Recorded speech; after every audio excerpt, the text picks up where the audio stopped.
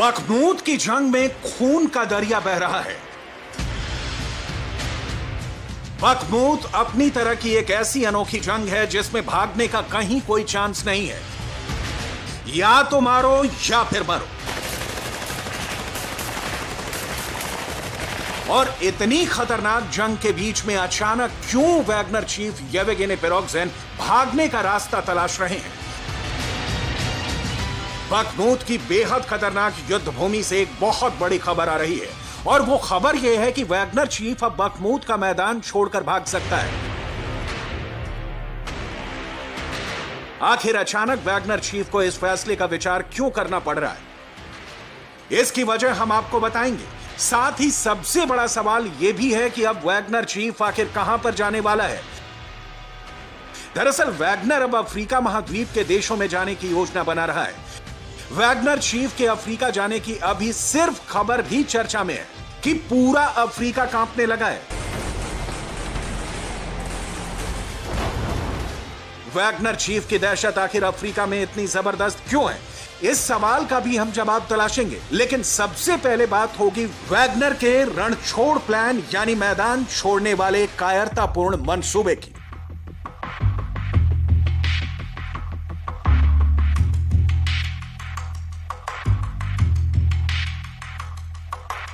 Yevgeny Prigozhin ने Putin के पास बहुत लंबे वक्त तक सेवाएं दी थी। प्रिगोजिन पुतिन का किचन संभालने का काम करता था, लेकिन पुतिन के इतने करीब रहकर भी वो पुतिन का सबसे बड़ा गुण नहीं सीख पाया। आखिर क्या है ये गुण? दरअसल ये गुण है राजनीति। येवगेनी प्रिगोजिन बहुत बहादुर है, इस बात में कोई शक नहीं है कि वो फ्रंट लाइन पर जाकर अपने वैगनर योद्धाओं से मिलता है, उनकी मुश्किलों को पूछता है और ये भी समझने की कोशिश करता है कि आखिर जंग में क्या दिक्कतें आ रही हैं। यही वजह है कि Wagner chief Prigozhin Wagner army के बीच बहुत लोकप्रिय भी है। लेकिन मुश्किल यह है कि वैगनार को शतरंज का खेल नहीं आता। वैगनार अपने मन की बात को टेलीग्राम के माध्यम से सार्वजनिक कर देता है।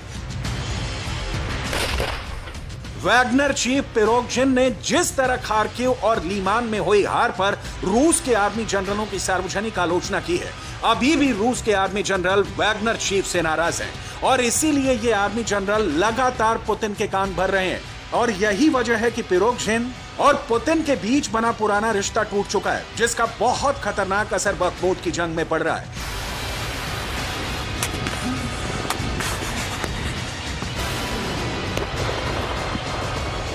दावा किया जाता है कि पहले पुतिन प्रिगोजिन को अपना बड़ा सेनापति मानते थे, क्योंकि प्रिगोजिन के वैगनर लड़ाकों ने यूक्रेन के अंदर दहशत फैला दी थी।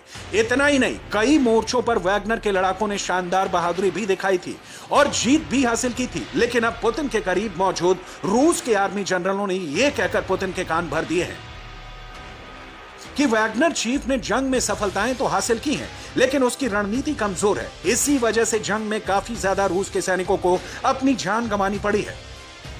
अब यही बात पुतिन के मन में घर कर गई है, इसीलिए पुतिन अब प्रिगोजिन को महत्व नहीं दे रहे। अब ऐसे में दावा किया जा रहा है कि वैगनर चीफ प्रिगोजिन बखमूत छोड़ने की योजना बना रहा है। लेकिन सवाल यह है कि अब प्रिगोजिन कहां लड़ने जाएगा, क्योंकि वैगनर चीफ को लड़ने का बहुत शौक है और वो बिना लड़े और खून बहाए एक पल भी जिंदा नहीं रह सकता है।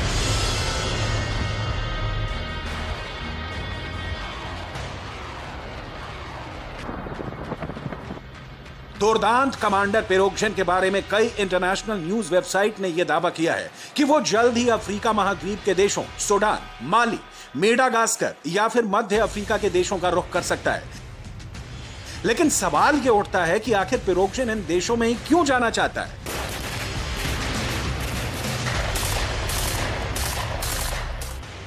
आपको जानकर हैरानी हो जाएगी कि पुतिन के इशारों पर लड़ने मरने को तैयार ये वैगनर ग्रुप दुनिया के 1 दर्जन देशों में फैला हुआ है।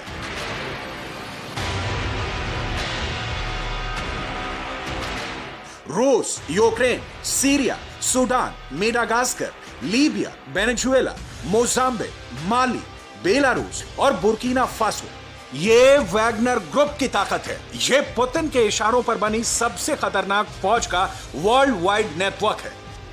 आपको यह जानकर और भी ज्यादा हैरानी होगी कि वैगनर ग्रुप ने यूक्रेन के मैदानी इलाकों से लेकर अफ्रीका के रेतीले युद्ध क्षेत्रों तक और एशिया के रेगिस्तानों से लेकर यूरोप की जमीन पर भी अपनी मौजूदगी दर्ज करवाई है। और इस खतरनाक और क्रूर नेटवर्क से सबसे ज्यादा परेशानी अगर किसी को है तो वो है अमेरिका समेत नेटो के 30 देश।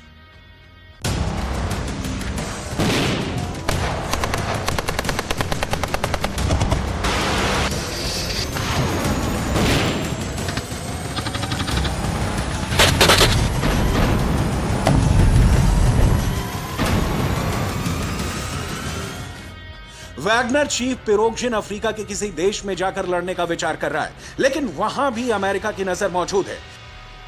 अफ्रीका महाद्वीप के अंदर माली में भी वैगनर ग्रुप के अत्याचारों पर अमेरिका की नजर है।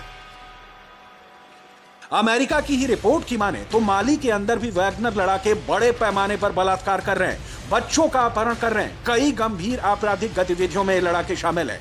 ये अफ्रीका में सरकारों को अस्थिर करके मानवाधिकार के उल्लंघन का काम लगातार कर रहे हैं। सवाल यह है कि आखिर वैगनर चीफ पिरोगजिन की वैगनर आर्मी तैयार करने की मॉडस ऑपरेंडाई क्या है। दरअसल वैगनर लीडर्स अफ्रीका महाद्वीप के देशों जैसे सूडान और माली के जेलों में बंद कैदियों को रिहा करवाकर वैगनर ग्रुप बनाते हैं और इन ग्रुप्स का भी नेटवर्क रूस के वैगनर ग्रुप से जुड़ा हुआ बताया जाता है। वैगनर ग्रुप अफ्रीका के अंदर इतने शक्तिशाली हो चुके हैं कि ये खूंखार लड़ाके अफ्रीका महाद्वीप के इन देशों के कई बड़े नेताओं और प्रभावशाली लोगों की सुरक्षा में भी तैनात कर दिए गए हैं। अमेरिका का दावा है कि नॉर्थ कोरिया के तानाशाह किम जोंग भी वैगनर्स को मदद कर रहे हैं।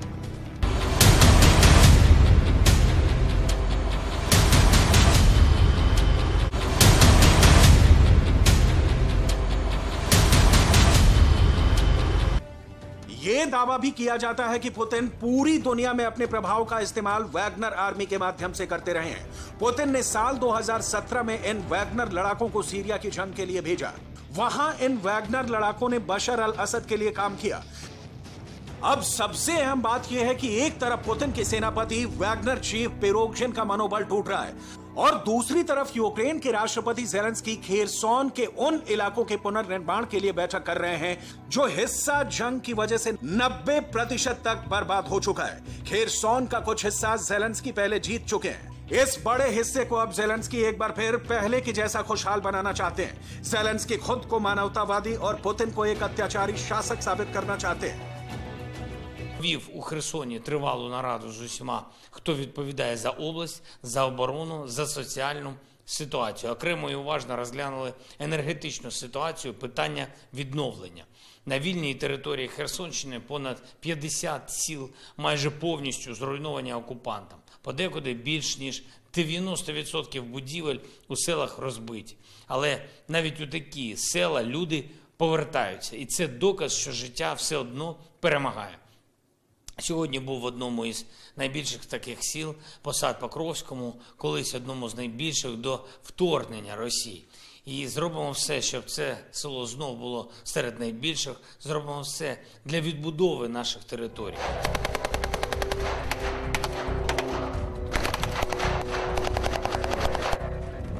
यानी कुल मिलाकर जंग एक बार फिर ऐसे मोड़ पर खड़ी है जहां बर्बादी की ज्यादा से ज्यादा आशंकाएं तो यूक्रेन के शहरों को लेकर ही हैं, क्योंकि जिन गांवों और शहरों में ज़ेलेंस्की पुनर्निर्माण करवा रहे हैं उन सभी शहरों पर पुतिन की मिसाइलें दोबारा आकर नहीं टकराएंगी। क्या इसकी कोई गारंटी है? इसकी गारंटी सिर्फ युद्ध को लेकर शांति समझौते से ही सुनिश्चित हो सकती है, लेकिन कोई भी शांति के लिए तैयार नजर नहीं आ रहा है। ये बड़ी चिंता का विषय है।